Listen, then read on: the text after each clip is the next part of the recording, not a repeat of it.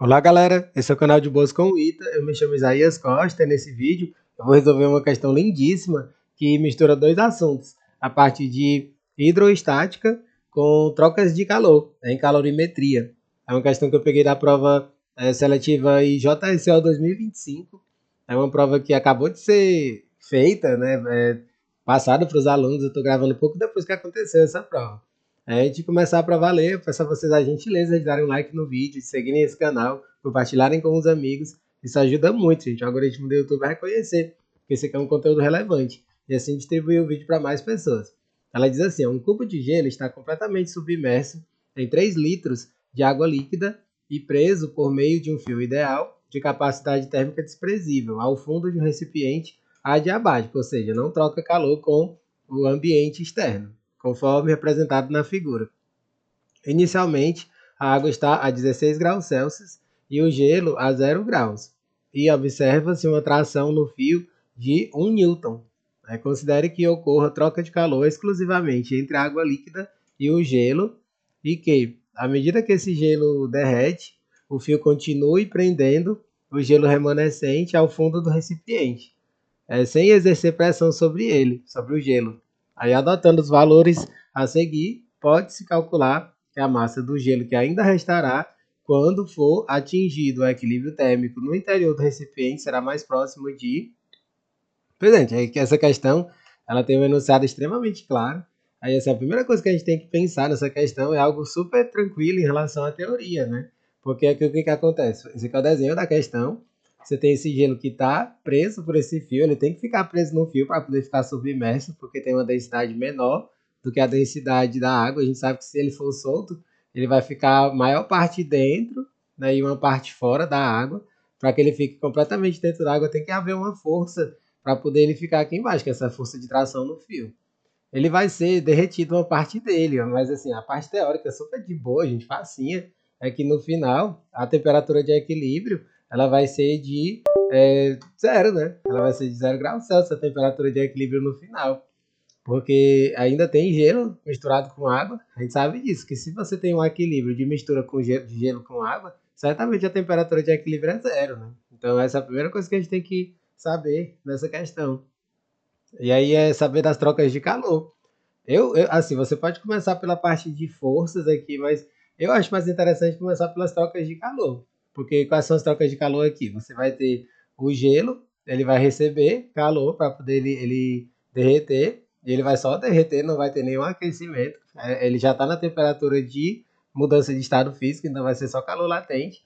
E você vai ter o calor que vai ser cedido pela água mais quente, né?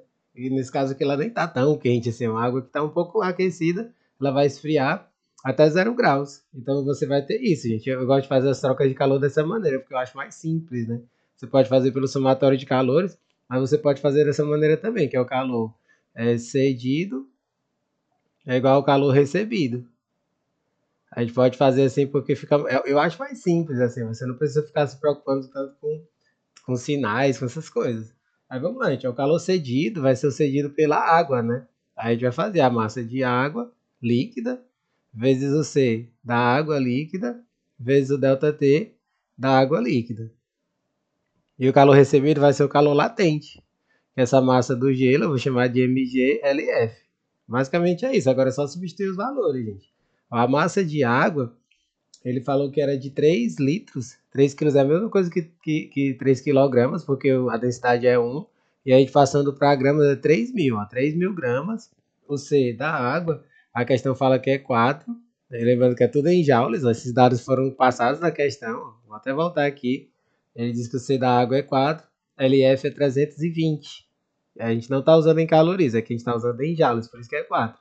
Aí ΔT, o ΔT vai ser 16, gente, porque ele vai passar do 16 até o zero. Quando a gente faz dessa maneira, a gente pega só o valor numérico, não precisa se preocupar com sinais. Por isso que eu gosto de fazer assim, eu acho mais simplificado dessa maneira. A gente vai fazer aqui a massa de gelo vezes o LF, que é 320. Pronto, a gente feito isso aqui, a gente pode só fazer essa continha que a gente chega na resposta. Dá para cortar um zero com um zero, tranquilamente. E aqui a gente ainda pode fazer uma outra simplificação, que é do nesse caso aqui, como é que a gente pode fazer? Ó, 16 vezes 4 é 64, que é o dobro de 62. A gente ainda pode fazer essa simplificaçãozinha aqui, ó, do 16 com 4 que é 64, e com o 32 ele vai ficar um 2, né, aqui desse lado. Ele vai ficar aqui um 2 desse lado.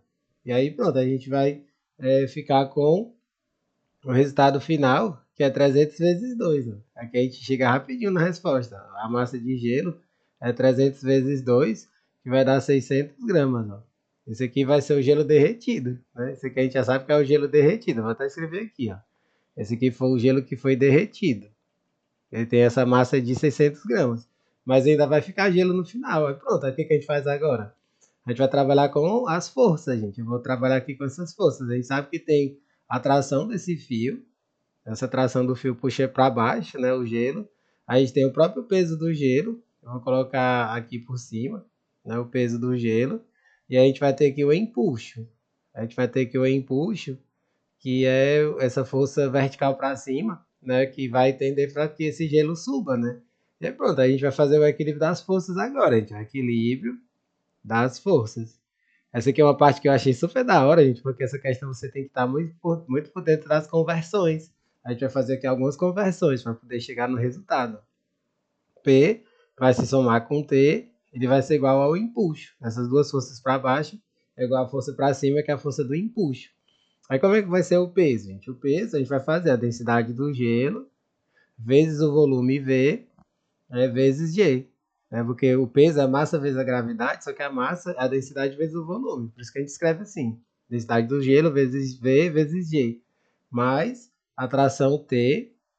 E aqui vai ser o empuxo, que é a densidade da água, vezes G vezes V. E esse V é o volume total do gelo. E esse aqui a gente sabe que é no início, viu? Na questão fala isso com muita clareza, que é o início do processo. Aí agora que a gente vai só substituir. Aí aqui, gente, tem algo sensacional, né? Que aqui a gente vê que a densidade do gelo, ele diz que é 0,9 gramas por centímetro cúbico, mas a gente precisa passar para o SI, gente, porque a gravidade 10 metros por segundo ao quadrado é o SI, então aqui a gente tem que passar para o SI. Passando para o SI é só multiplicar por 1000, fica 900 quilogramas por metro cúbico. Por isso que eu achei essa questão incrível, gente, porque se você não prestar atenção nessas conversões, você pode errar por besteira uma questão como essa, né? E a densidade da água vai ser 1000, né? O do gelo é 900, o da água vai ser 1000. A gente vai substituir aqui, ó, o gelo vai ser 900. Aqui eu já vou colocar vezes o 10, que é a gravidade, vezes o V, esse aqui é o volume inicial do gelo, mais a tração que ele disse que era 1 Newton, né? Que está tudo no sistema internacional. E aí a densidade da água vai ser 1000, vezes o G, que é 10, vezes V. Aí você vê, ó, que continha tranquila, né? A gente vai ficar 9000 V mais 1 é igual a 10.000. 10.000 V. Aí passando esse 9.000 para o outro lado, fica 10.000 menos 9.000, fica só 1.000. 1.000 V é igual a 1. Esse volume do gelo vai ser 1 sobre 1.000.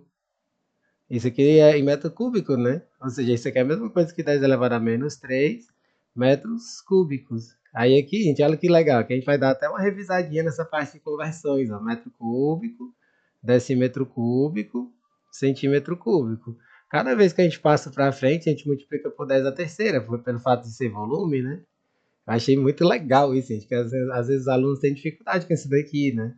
Aí aqui é a mesma coisa, 10 a menos 3 metros cúbicos. É a mesma coisa que 1 decímetro cúbico, que é 1 litro, que é a mesma coisa que 10 a terceira centímetros cúbicos, que é a mesma coisa que 1.000 centímetros cúbicos.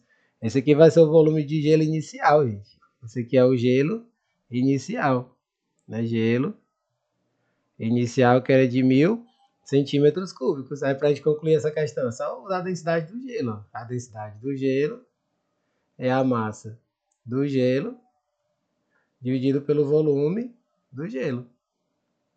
Aí a gente vai ver quanto é que era a massa desse gelo. A massa do gelo era a densidade do gelo, que é 0,9 gramas por centímetro cúbico vezes 1.000 centímetros cúbicos, ou seja, 900 centímetros cúbicos.